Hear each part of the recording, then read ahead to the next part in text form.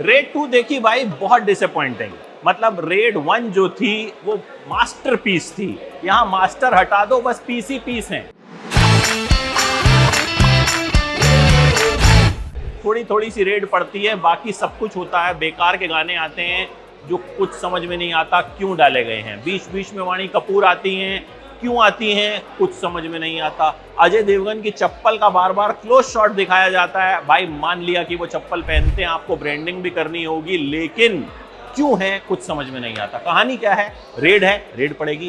रितेश देशमुख एक बड़े नेता हैं, एक इलाके में उनका दबदबा है। अजय देवगन को पता चल जाता है कि भाई कुछ गड़बड़ है, इतना पैसा कैसे आ रहा है इस आदमी के पास। रेड मारते हैं, रेड फेल हो जाती है।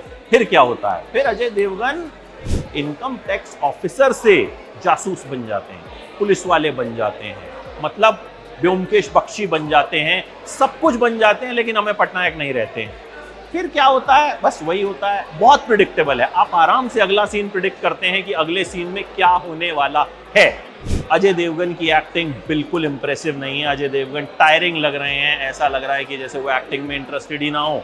पिछली 4-5 फिल्मों से हमने ये देखा है। मतलब अजय देवगन आंखों से एक्टिंग करने वाले शख्स हैं, लेकिन एक ही एक्सप्रेशन को लेके वो चले जा रहे हैं। हर चीज में एक ही एक्सप्रेशन है। और अब मुझे लगता है कि कहीं ना कहीं उनको भी ये समझना होगा, जैसे सिकंदर के बाद सलमान समझे कि भाई फैंस को फॉर ग्रांटेड नहीं लिया जा सकता। रितेश देशमुख बढ़िया है, मतलब उन्होंने अपना किरदार पूरे कन्विक्शन के साथ निभाया है।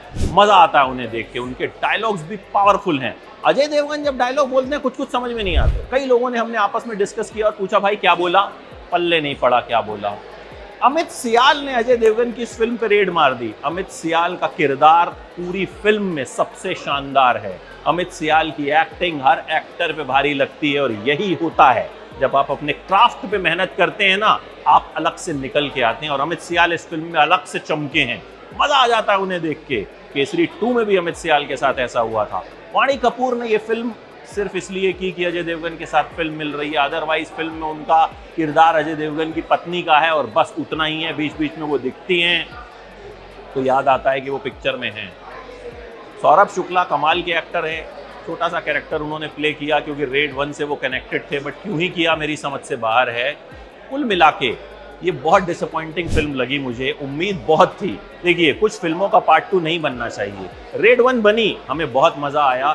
2 में भी रेड ही पढ़नी थी क्योंकि फिल्म का नाम रेड है, लेकिन कुछ कहानियों को पहले ही पार्ट में खत्म कर देना चाहिए, खींचना नहीं चाहिए। नई कहानियों पे मेहनत करनी चाहिए, और यही बॉलीवुड नहीं कर रहा है कोई भी मेहनत, और इसी वजह से फिल्में थिएटर में नहीं चल रही हैं। रेड 2 ने तो स्क्रीन भी सारी हथिया ली हैं। भूतनी देखने को टिकट नहीं मिल रही है, शो ही नहीं है। ऐसा नहीं हाउसफुल है, शो ही नहीं है। नानी की हिट 3 के शोज नहीं मिल रहे हैं। तो भैया ऐसा भी मत करो, एक फिल्म कायदे की नहीं बनाए हो और दूसरा पूरे के पूरे स्क्रीन जो है वो हथिया लिए हो। तो ये रेड जो है, ये सिनेमा लवर्स के जो सिनेमा में इंटरेस्ट है ना, मैं कहूँगा उस पे रेड है। ये सिनेमा लवर्स पे रेड है कि आप एक तो खराब फिल्म बनाते हो, दूसरा सारी स्क्रीन्स ले जाते हो। मेरी तरफ से रेड 2 को 5 में से सिर्फ 2 स्टार मिलेंगे। बिल्कुल मज़ा नहीं आया।